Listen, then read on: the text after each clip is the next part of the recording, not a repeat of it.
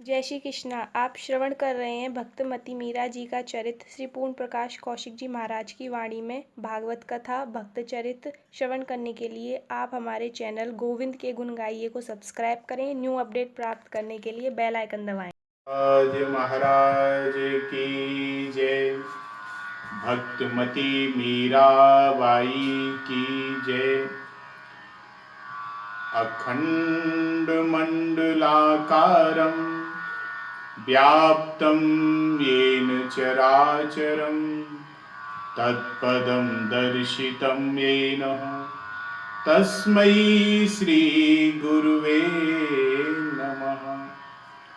भक्ताविलासाचरितानुसारी दुग्धाधिचोरेण यशो विसारी कुमारितानन्दित घोष नारी मम प्रभु श्री गिरिराजधारी।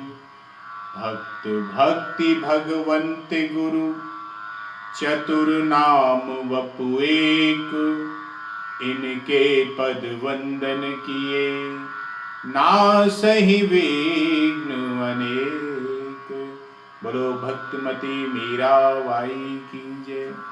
हम आप सब श्रवण कर रहे हैं भक्तमती मीरा जी के चरित्र में से आज 14वें भाग का हम श्रवण कर रहे हैं। मीरा जी के विवाह को कुछ माह बीत गए, 6-7 महीने हो गए उनके विवाह को। मीरा जी की गिरधर गोपाल की सेवा पूजा राग भोग पूजा आरती इत्यादि विधिवत रूप से चल रही थी। एक दिन मीरा जी अपने कक्ष में बैठी हुई भगवान की पोशाक पर मोती जड़ने में लगी हुई थी और वहीं मसलन का सहारा लेके भोजराज विराजमान थे।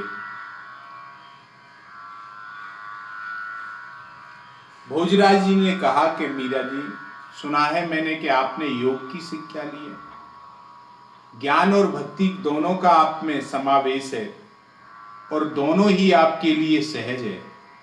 यदि थोड़ी सी कृपा अगर इस सेवक पर भी हो जाए तो हमारा भी जीवन सफल हो जाए। भोजराज ने मीरा जी से कहा। मीरा जी ने तुरंत ऐसा सुना तो मुस्कुराकर भोजराज की ओर देखा और बोली, यह क्या फरमा रहे हैं आप? अरे चाकर तो मैं हूं आपकी, आप कैसे सेवक हुए मेरे? और ये तो प्रभु की बड़ी कृपा है कि आप मुझे मिल गए, अन्यथा आपकी जगह और कोई होता तो आज मीरा की चिता की राख भी नहीं मिलती।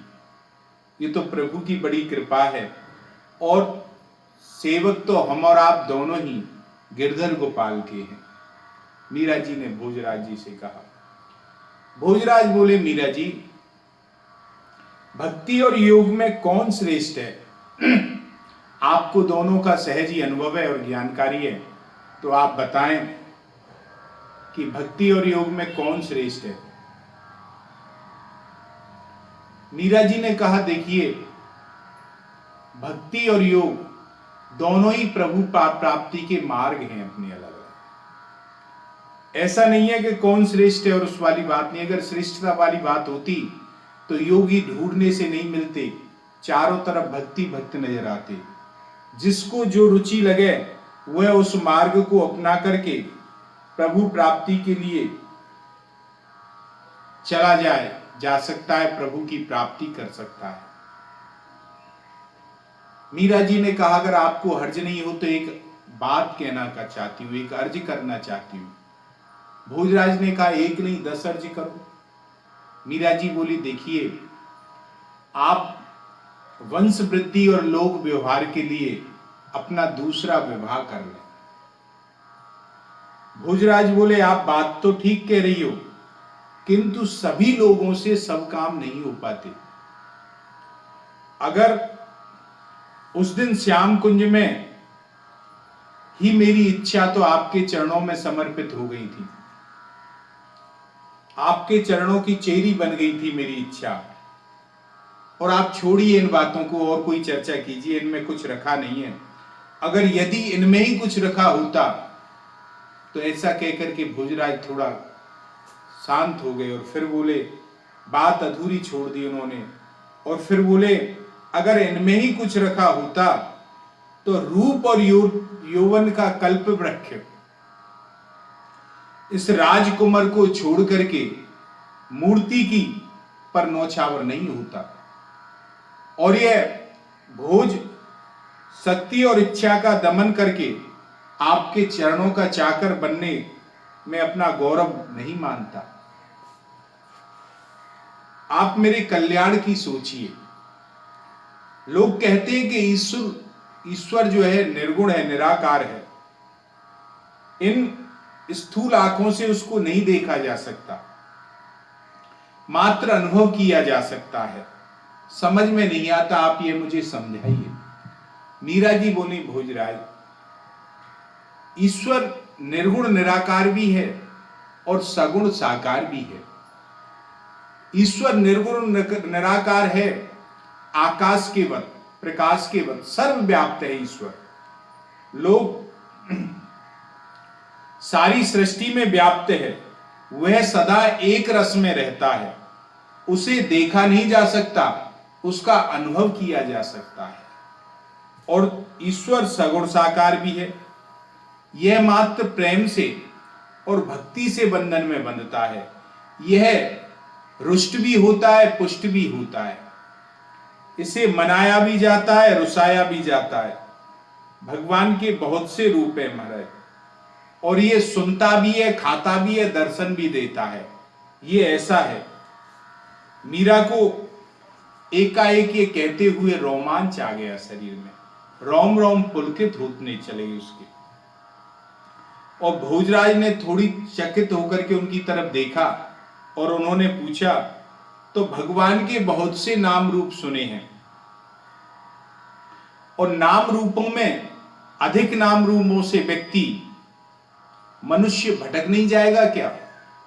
मीरा जी बोली, भटकने वाले को तो भटकने का बहाना चाहिए, उसे तो बहाना चाहिए, वो तो कहीं भी भटक सकता है। भगवान के भटकाव से बचने का केवल एक ही सीधा सा साधन है। जो भी नाम रूप ठाकुर जी का आपको अच्छा लगता हो, उसे बस पकड़ लो पूरी तरह, छोड़ो मत उसे, और उसे पूरी श्रद्धा के निष्ठा के साथ में अपना समर्पण उसी के लिए कर दो महाराज। यूं तो सम्मान सभी नाम रूपों का करो, सभी प्रभु, सभी संप्रदाय, सब भगवान के मार्ग पे ले जाने वाले, भगवान से मिलाने वाले, सबका सम्मान करो।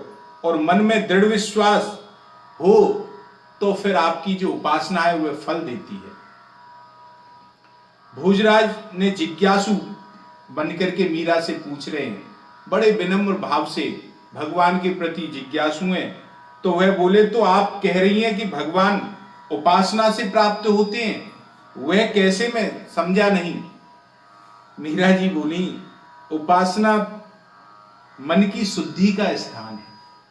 जब मन पर कालमा छा जाती है, संसार में जितने भी यम, धर्म, नियम, दान, संयम, व्रत जितने भी हैं, यह सब इस मन के पटल को साफ करने के हैं, मन की कालमा को साफ करने के हैं।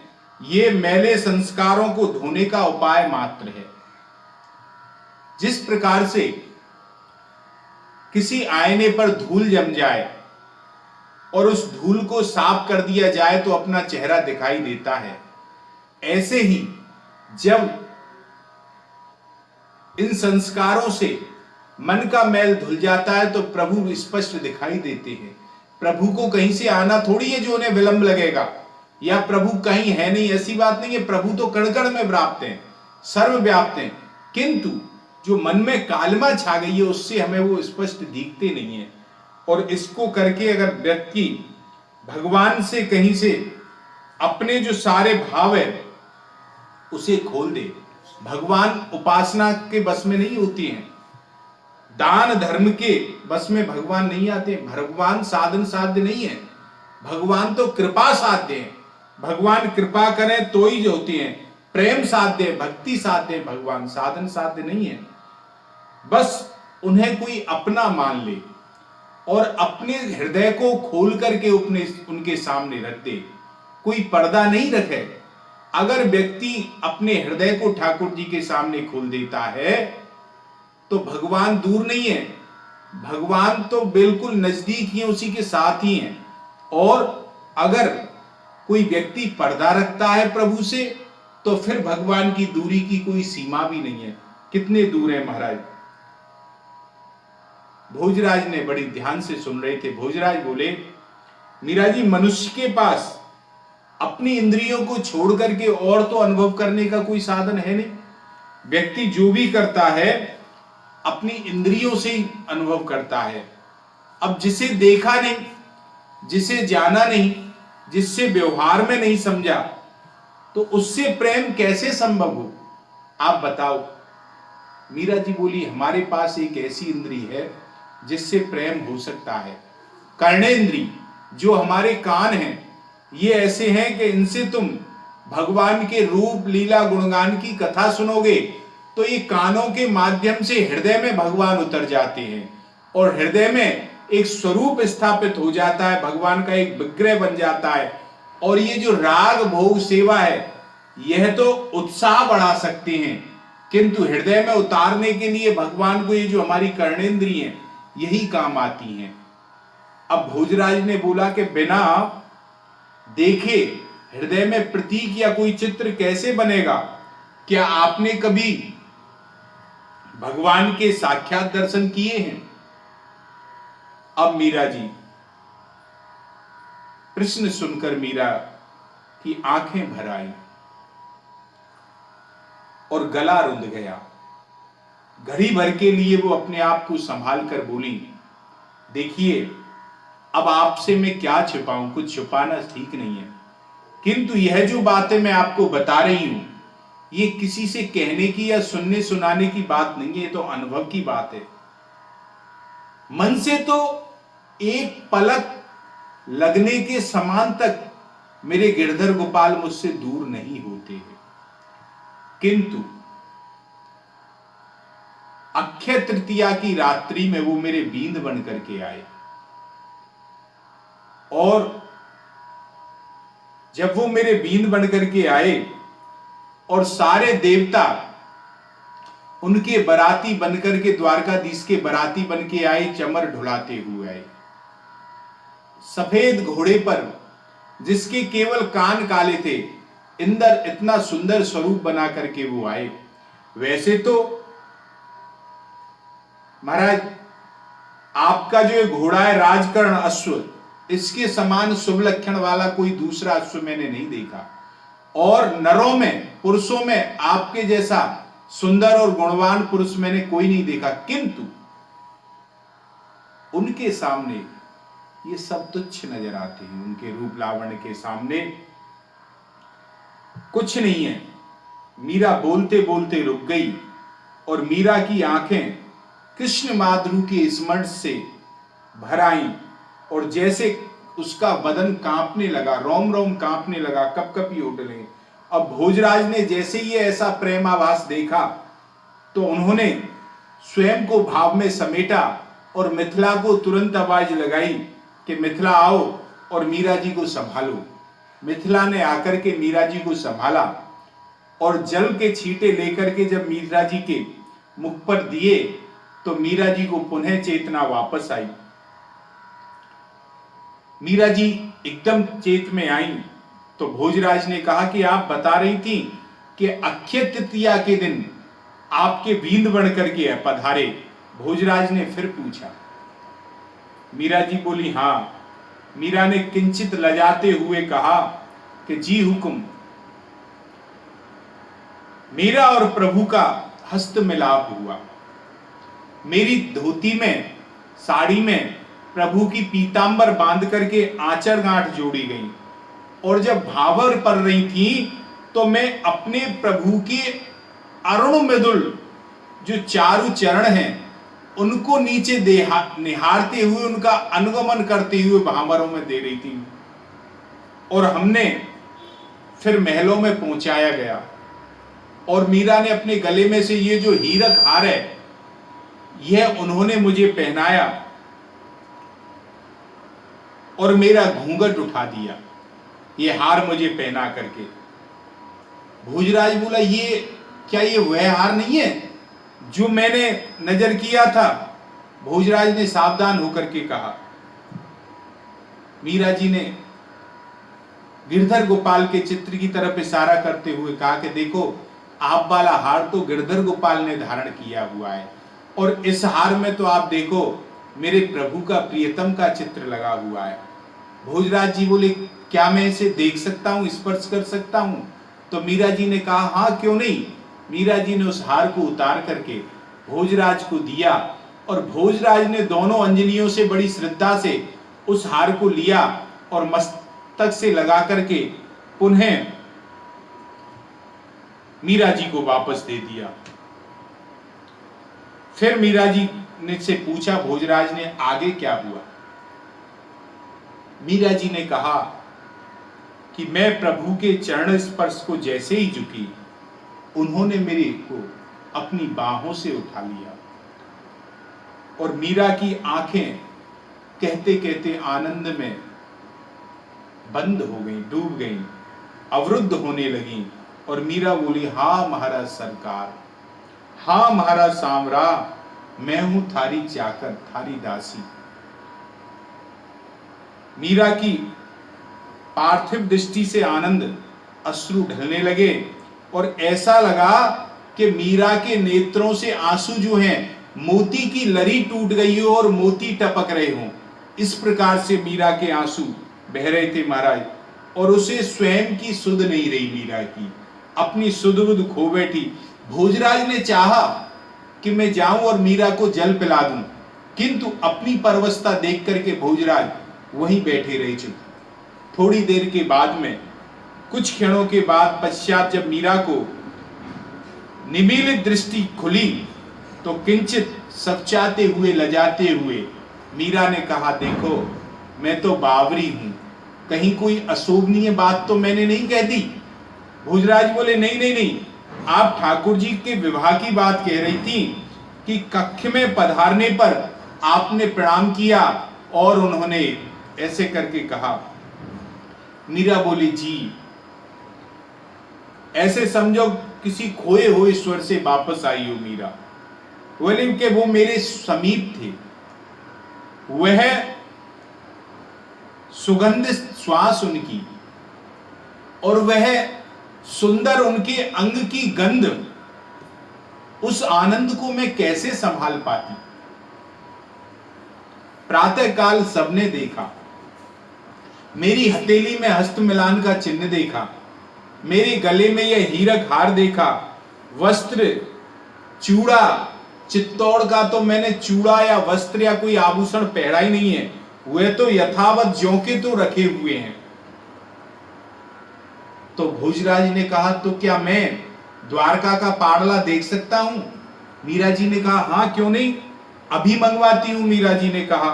मीरा जी ने मंगला और मिथिला को आवाज लगाई और बोली, मिथिला, तू जो द्वारका सु आयो पड़ला कणी पेटी में, और चित्तौड़ सु पड़ला वह ऊंचा ला, दोनों को मंगला। दासी दोनों पेटियों को उठा लाई और दोनों को अलग अलग निकाल करके उन्होंने सजा दिया। आश्चर्य से भोजराज ने देखा कि एक से रंग, बराबर गिनती, बराबर काम, सब एक जैसे, किंतु जो चित्तौड़ के महाराणा का जो पाड़ला था वह द्वारका के पाड़ले के सामने तुच्छ था। भोजराज ने श्रद्धा से उनको स्पर्श किया और कह दिया, रख दो। दासियों ने उसे समेट लिया और फिर दासी चली गई महाराज। और जैसे ही दासी चली गई, भोजराज ने अपने मस्तक को मीरा के चरणों में रख दिया। मीरा तुरंत चुप, अरे अरे ये क्या कर रहे हो महाराज, आप ये कर रहे हो, पीछे हटी मीरा। भोजराज बोले, अब आप ही मेरी गुरु हो, आप ही मेरी गुरु हो, मुझ मतिहीन को आप दिशा दिखाओ और ठौर ठिकाने तक मुझे पहुंचा दो, कृपा करो मुझ पर। गदगद हो गया भोजराज का कंठ, मुख से वाणी नहीं निकल पाई और नेत्रों से अविरल आंसू बहते लगे। और जो भोजराज के नेत्रों से आंसू बह रहे थे वह मीरा जी के धवल चरणों पर पड़े। मीरा जी ने पीछे हटी महाराज, भोजराज के नेत्रों से अतिशय महाराज विनम्र मीरा के चरणों पर जब आंसू गिरे तो मीरा जी का हाथ सहज ही अपने आप भोजराज के मस्तक पर रख गया और बोली कि प्रभु की अपार सामर्थ्य है, शरणागत की लाज वह रखते हैं और आपको भला ये कातरता शोभा नहीं देती, कृपया करके आप अपने सिंहासन पर बैठो। भोजराज ने अपने आप को संभाला और संभाल करके वापस गद्दी पर जाकर के विराजमान हो गए भोजराज। और अपने साफे से भोजराज ने अपने नेत्रों के आंसुओं को पोंछा। भोजराज बोले, आप मुझे कोई सरल सा उपाय बताइए प्रभु प्राप्ति का। यह राग नाच गाना, राग भोग की सेवा मेरे बस की नहीं है। मीरा जी मुस्कुराई।